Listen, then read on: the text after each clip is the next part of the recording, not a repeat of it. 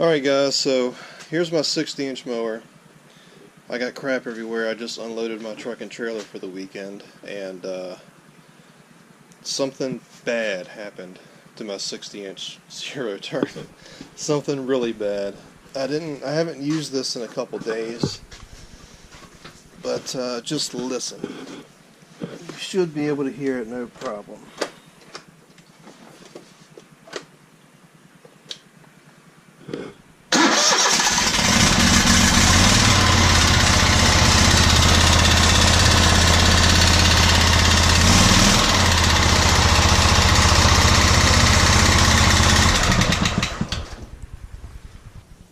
I'm actually going to be taking this thing to Kubota, the dealer, tomorrow, because when I bought this 2 years ago, they gave me a 2-year unlimited hour warranty.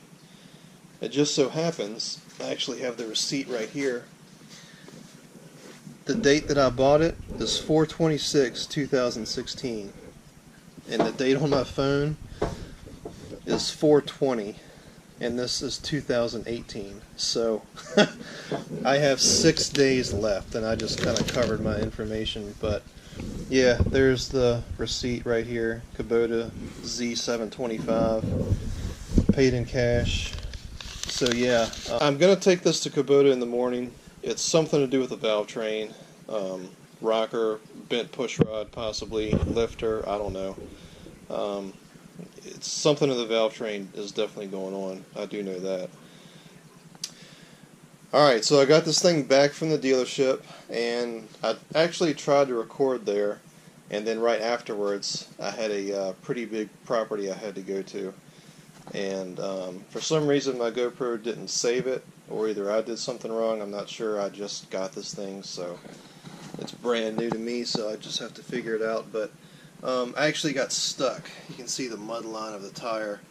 It's got a creek running right through that property, and I got a little too close to the bank, as you can tell, and this push mower is not looking good.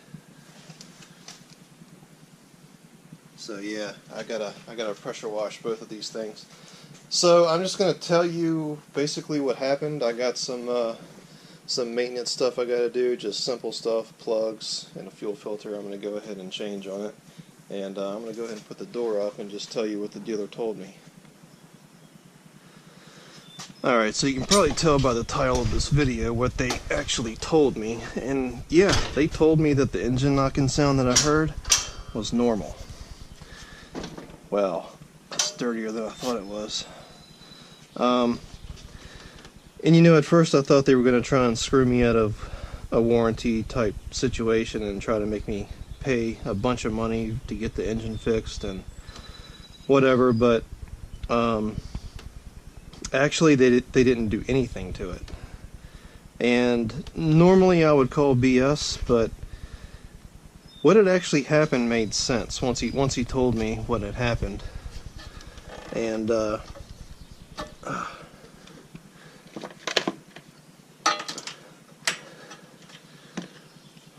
so if you understand how a small engine works, this is going to make sense to you.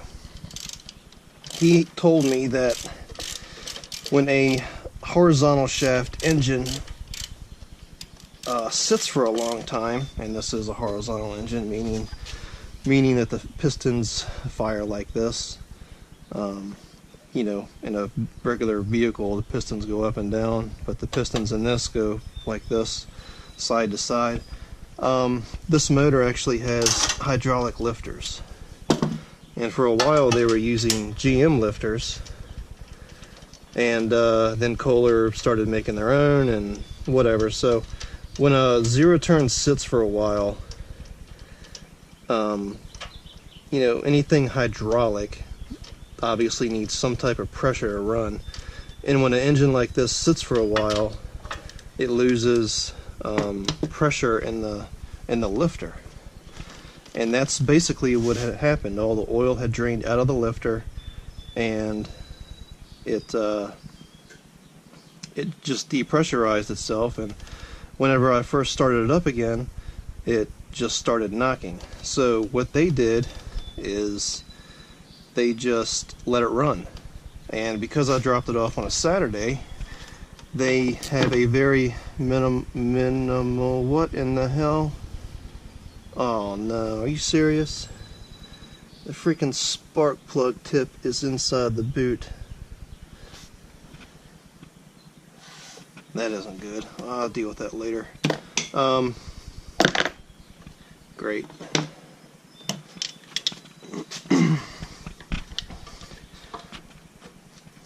So yeah, he said that's basically what happened in a nutshell, and so what they did is they just let it run, and that's all they did. They just let it run and they watched it. And they said that if I would have come on a regular weekday, they would have just told me to leave it on the trailer and let it run, and if it wouldn't shut up within a reasonable amount of time, they would have looked at it. But because they were understaffed on Saturdays, and they close at like 12 or something, you know, somebody unexperienced was looking at it, and he's, you know, whenever I dropped it off, he was like, oh my god, turn it off, you know, that thing sounds horrible. And it did. And you know, I went back and looked at the GoPro footage, and man, it's a lot louder in person. Like, the GoPro definitely picked up on the noise, but if you were here in person listening to it, it's like night and day. The GoPro's audio didn't capture the full effect, that's for sure. So yeah, they just let it run, and he said they let it run for he said it was less than 5 minutes, and then it finally shut up. And then he asked me, you know, the whole deal and whatever, and I had told him that I had started it up and let it run for about 10 minutes to get everything up to temperature. I took it out in the backyard and rode it all around as I usually do. I did the same thing with my 48 right before the grass cutting season starts, and he was like, and it didn't make any noises? I'm like, nope, didn't make one noise when I did that. And I actually used it, I want to say like a week before or something, and you know, I cut a pretty big property then, and you know, it was running for a few hours whenever I did that. Didn't make any noises at all. And then it sat for about a week, and then I went to go to another property, and that's when the knocking started. And the only thing he could figure out is that the lifter must have rotated and the oil had drained out of the weep hole. Which, you know, that does make sense, what he said. You know, like I said, if you understand how a small engine works, that is going to make sense. I hope I can get this thing out. I might be able to get it out without tearing the spark plug boot up.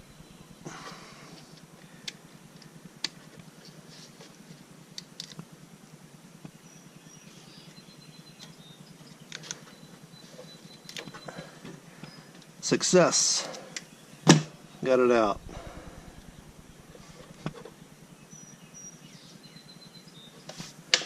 Just gotta make sure I didn't rip the boot or anything. If I did, I'm definitely gonna have to replace this, and we're good. We are all good. So I'm gonna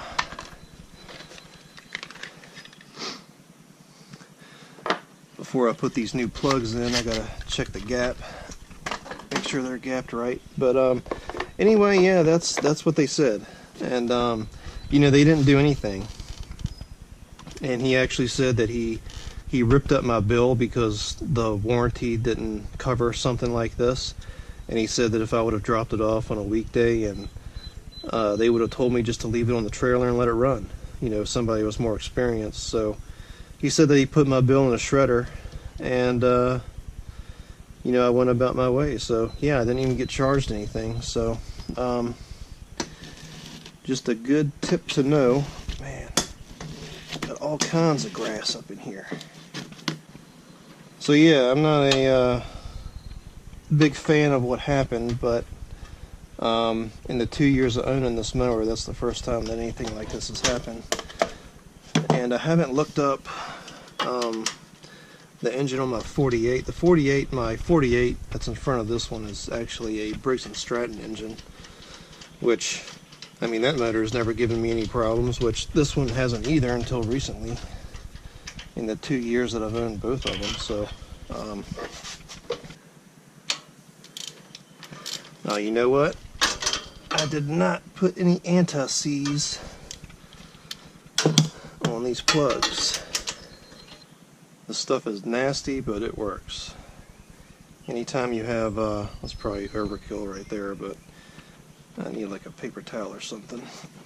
Anytime you're changing spark plugs, it's definitely a good idea to use some anti-seize, which, especially if you have aluminum heads, whether it be on a lawnmower or a vehicle, doesn't matter.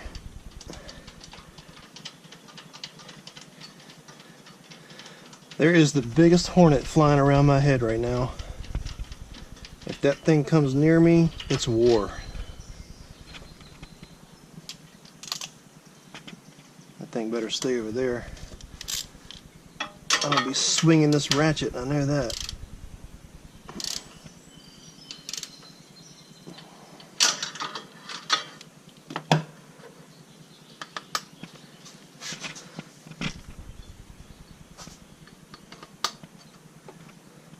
Alright, off to the fuel filter. Stick a little catch can down in here. Hopefully this isn't too small, which I think it might be, but it'll be alright. So the fuel filters I use, I actually get these from Advanced Auto Parts, and the dealer wants like 10 bucks for one. These are like $5 a piece. And I mean, it's basically the same thing, except this one's a universal, which it fits 1/4 inch and 5/16. And if you have the smaller one, you just cut the tip off and just use the bigger end closer to the filter. So I've been using these things for a while now, and definitely does the job. Just make sure you put it on the right way.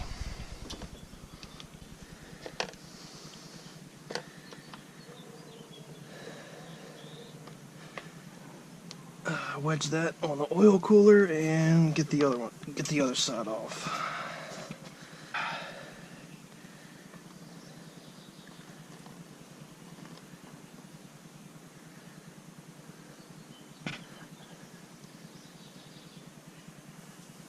I'll actually crack this open with a razor blade in a second.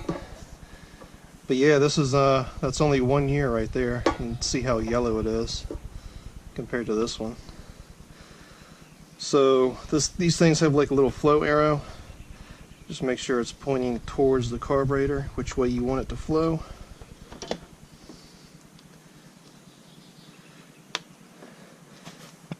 And they snap right on. Pain to get off, but they snap right on.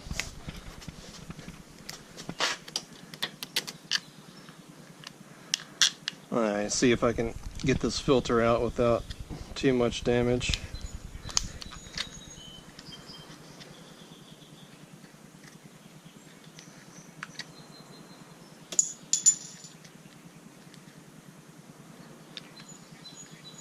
Yeah, it's got a few pieces of dirt in there. Oh, it's got a lot on this side. Oh yeah.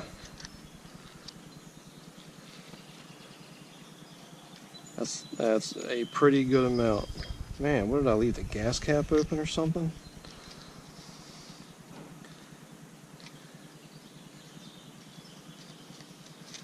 Wow, that's that is why you have a fuel filter. That's also why you change it. Alright, so I'm going to go ahead and crank this thing up. Put this roll bar back down so it doesn't whack me in the head. Double check, make sure I got the spark plugs. Yep, they're all seated. Might take a little bit of cranking to get this thing going because I drained the fuel out of the line.